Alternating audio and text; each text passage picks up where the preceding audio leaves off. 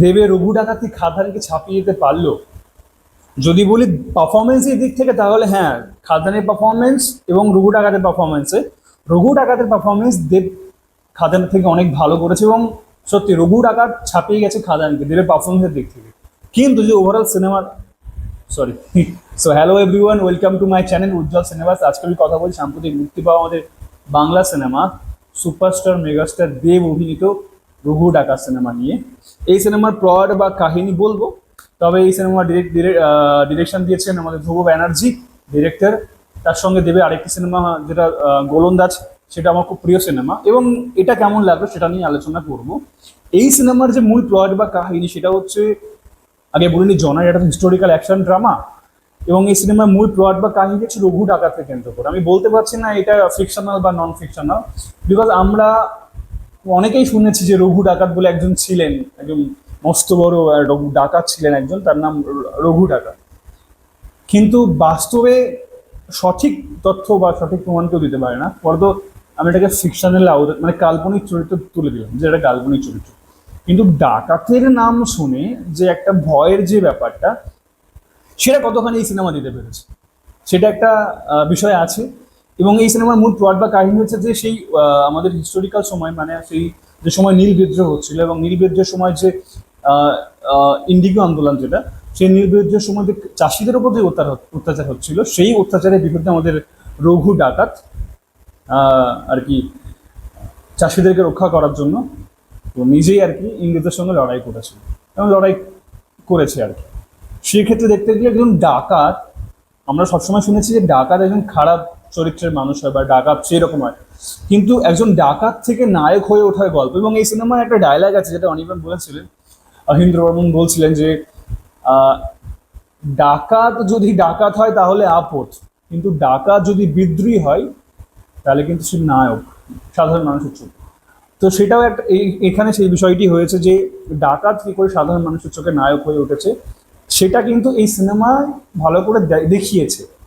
এবং এটাই মূলত স্টোরি, যে একজন ডাকাত, সে রঘু ডাকাত একজন সেরকম মানুষই আজকে মানুষের প্রিয় হয়ে উঠলো, নায়ক কি করে হয়ে উঠলো, তাকে নিয়ে সিনেমা হচ্ছে, কেন তাকে নিয়ে সিনেমা হচ্ছে, এই বিষয়টা জানতে হলে আপনারা গিয়ে সিনেমা হলে দেখুন। কিন্তু আমি কথা বলছি ওভারঅল সিনেমাটার যে পজিটিভ এবং নেগেটিভ দিক নিয়ে, সেটা হচ্ছে যে এই যে ডাকাতের একটা ফিল্ম, ডাকাত নিয়ে বানানো একটা ফিল্ম, সেখানে আমি তো শুনেছিলাম যে দুজন অ্যাকশন ডিরেক্টর ব্যবহার করেছে অ্যাকশন সিকোয়েন্স করার জন্য, দেবকে সাহায্য করেছে দুজন অ্যাকশন ডিরেক্টর যারা এই সিনেমায় করেছে। কিন্তু অ্যাকশনের অনেক জায়গায় কমতি লেগেছে, মানে ডাকাত নিয়ে বানানো সিনেমা, সেখানে যদি দেব দেবের প্রেজেন্স, দেবের অ্যাটিটিউড, দেবের ওই আলাদা একটা জলবা, ওটা দিয়ে কিন্তু সিনেমাটা মনে হচ্ছে হ্যাঁ রঘু ডাকাত কিছুটা ইমপ্লিমেন্ট করতে পারে। কিন্তু ওভারঅল একটা সিনেমা যেটা ডাকাত নিয়ে বানানো হচ্ছে, অ্যাকশন হিস্টোরিক্যাল অ্যাকশন সিনেমা, সেটা অনেক ঘাটতি আছে। বিকজ দেবের পারফরমেন্স সেটাকে অনেকটা কাটিয়ে দিয়েছে, দেবের প্রেজেন্টেশন, দেবের স্ক্রিন প্রেজেন্স, দেবের অ্যাটিটিউড, দেবের ওই জেস্টার, ওটা অনেকটা কাটিয়ে দিয়েছে। কিন্তু ওভারঅল যদি দেখা যায় যে রঘু ডাকাতকে নিয়ে বানানো একটা সিনেমা, সেখানে সেই লেভেলের অ্যাকশন, সেই থ্রিল, সেই টেনশন, সেটা অনেকটা কম লেগেছে। রাদার দেন দেবের পারফরমেন্স যদি ঠিকঠাক না থাকতো, তাহলে কিন্তু সত্যি সিনেমাটা অনেক মানে এত হাইপ পেত না। দেব কিন্তু নিজের সবটা দিয়ে, মানে এই সিনেমায় তার যে প্রেজেন্টেশন, তার যে স্ক্রিন প্রেজেন্স, সেটা অনেক অনেক বেটার, যার জন্য কিন্তু রঘু ডাকাত চরিত্রে দেবকে অনেকটা মানিয়েছে।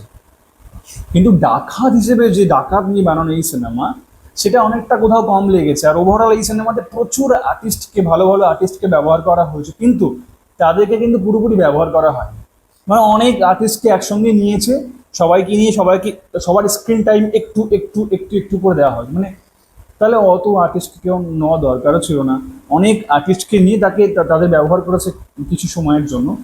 তো মনে হচ্ছে যে অযথা আর্টিস্ট বাড়ানো হয়েছে, বা সেগুলোকে ঠিকঠাক করে তাদেরকে ব্যবহার করা হয়নি। সেই জায়গাগুলো একটু দেখা উচিত ছিল। আর সিনেমার গানগুলো যদি কথা বলি, গানগুলো, গানের সিকোয়েন্স, গান সবটাই ভালো ছিল। ইভেন এই সিনেমা আরেকটা ভালো দিক হচ্ছে যে ব্যাকগ্রাউন্ড মিউজিক খুব ভালো ছিল, রঘু রঘু রঘু। তারপরে আমাদের আরও কিছু ব্যাকগ্রাউন্ড, যেটা আমাদের বিজিএম কাজ করেছে রঘু ডাকাতে, সেটা অনেক ভালো ছিল। ওভারঅল এই সিনেমার আর কি যে ভিজুয়ালিটি, সেটা তো এই সিনেমার শুটিং হয়েছে ঝাড়খণ্ড বা পূর্ব বর্ধমান যতটা জানা গেছে। তো ভিজুয়ালিটিটা মানিয়েছে, যে হিস্টোরিক্যাল প্রেজেন্টের দিক থেকে ভিজুয়ালিটিটা মানিয়েছে। কিন্তু এই সিনেমাটা মানে অ্যাজ এ অডিয়েন্স, রঘু ডাকাতকে নিয়ে বানানো সিনেমা, আমরা যাকে ওই একটা সেই জায়গায় দাঁড় করিয়ে রেখেছি যে রঘু ডাকাত। হ্যাঁ, তো তাকে নিয়ে যখন সিনেমাটা বানানো হচ্ছে, এই সিনেমাটা আরো কিছু অ্যাকশন আমরা চেয়েছিলাম, বা রঘু ডাকাতকে আরো একটু এমফাসাইজ করা যেত, রঘু ডাকাতকে আরো ভালোভাবে দেখানো যেত, তাকে আরো প্রেজেন্টেশন করানো যেত। যদিও সিনেমাটা 2.5 ঘন্টার সিনেমা, ওভারঅল ঠিকঠাক আছে, কিন্তু কোথাও কোথাও মনে হয়েছে যে প্রথম থেকে কিন্তু সিনেমাটা টান টান গেছে একটা। মানে অনেক সিনেমা কি রঘু ডাকাতের বাচ্চা থেকে বড় হওয়াতেই হয়তো সময় পার করে দিত, কিন্তু এখানে সেটা করেনি। প্রথম থেকে কিন্তু রঘু ডাকাতকে প্রেজেন্ট করেছে ধ্রুব ব্যানার্জি। এটা একটা ভালো দিক এই সিনেমা, যে প্রথম থেকে রঘু ডাকাতকে প্রেজেন্ট করেছে, সে কিভাবে বড় হয়েছে, কিভাবে এই এত কিছু দেখায়নি। সো এক্সট্রা অর্ডিনারি কিছু যায়নি, সে সম্পূর্ণ মেইন টপিকের মধ্যে এসেছে। এবং অ্যাজ এ রঘু ডাকাত কেন সে সাধারণ মানুষের জন্য লড়াই করছে, যে নীল যুদ্ধের সময়, মানে যখন ইংরেজরা আর কি চাষিদের উপরে অত্যাচার করছে যে চাষের জমিতে নীল চাষ করতে হবে, তো সেই সময় চাষিদের সাহায্য করার জন্য, চাষিদের রক্ষা করার জন্য রঘু ডাকাত আর কি ইংরেজদের সঙ্গে লড়াই করে। তাদের এই রঘু ডাকাত, যে ডাকাত থেকে নায়ক, এই যে ক্যারেক্টারাইজেশনটা, সেটা কিন্তু ধ্রুব ব্যানার্জি স্টোরির মাধ্যমে, ভিজুয়ালির মাধ্যমে খুব সুন্দর দেখিয়েছে।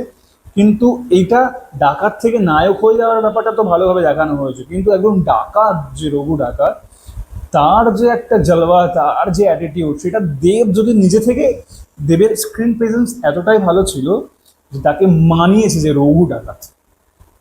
হ্যাঁ, যে রঘু ডাকাত মানিয়েছে, কিন্তু ওভারঅল দেবের পারফরমেন্স যদি একটু ঘাটতি হতো তাহলে পুরো সিনেমা জানি না, মানে ওভারঅল তো মোটামুটি ছিল, টান অনেক জায়গায় ছিল, কম ছিল, আরো টান টান হতে পারতো, আরো কম্প্যাক্ট হতে পারতো। আর রঘু ডাকাতকে আরো বড় হিউজ স্কেলে এমফাসাইজ করা যেত, সেটা অনেকটা। বিকজ আমরা ছোটবেলা থেকে শুনে এসেছি যে রঘু ডাকাত সেই একটা হিস্টোরিক্যাল, সেই ক্যারেক্টারটাকে নিয়ে সিনেমা বানানো হচ্ছে, সেই দিকে আর একটু ফোকাস করলে ভালো হতো। রঘু ডাকাতকে আর একটু এমফাসাইজ করলে, তার প্রেজেন্টেশনটাকে আরো একটু বাড়ালে, তার কাজটাকে আরো একটু দেখালে, তার ডাকাতের দিক থেকে, মানে রঘুর ডাকাত, সেই ডাকাতটাকে সরিয়ে দিয়ে সে ডাকাত থেকে নায়ক হওয়ার দিকে বেশি ফোকাস করা হয়েছে ওভারঅল। তো সেটাও একটা দিক। ওভারঅল সিনেমাটা কিন্তু ব্যাকগ্রাউন্ড মিউজিক, ভিজুয়াল, অভিনয়ের দিক থেকে, দেবের পারফরমেন্স দিক থেকে খুবই ভালো, এটা নিয়ে তো কথা হবে না। আমি এই সিনেমার আমার দিক থেকে 9/10 দেবো। বাকিটা যদি আপনারা দেখে থাকেন তাহলে আপনারা এই ভিডিওর কমেন্টে জানাবেন যে সত্যি আপনাদের ভিডিওটা কেমন লাগলো। এবং যদি আমার এই ভিডিওটি ভালো লেগে থাকে তাহলে এটা লাইক করবেন এবং সাবস্ক্রাইব করবেন উজ্জ্বল সিনেমাসকে, যাতে পরবর্তী ভিডিও আপনার কাছে পৌঁছে যায়। আর হ্যাঁ, এই সিনেমা রঘু ডাকাত বাংলা একটা কমার্শিয়াল ফিল্ম, আমাদের সুপারস্টার দেব অভিনীত। সিনেমাটা কিন্তু দুর্দান্ত হয়েছে, দেবের পারফরমেন্স জাস্ট অসাধারণ। দেবের পারফরমেন্স ভাই, দেবের অ্যাটিটিউড, আমাদের কমার্শিয়াল সিনেমা, মিস করবেন না, এটা গিয়ে হলে দেখবেন, দেখার মতো সিনেমা। তবে ওই যে বললাম, ডাকাতের বিষয়টাকে আরো এমফাসাইজ করা যায়, তো ওভারঅল সিনেমাটা কিন্তু টু গুড, ওরা মিস করবেন না, আপনারা গিয়ে অবশ্যই হলে গিয়ে দেখবেন। সো আর দেখে থাকলে কমেন্ট বক্সে জানাবেন। সো আজকের মতো এটুকুই, দেখা হচ্ছে নেক্সট ভিডিওতে, টাটা।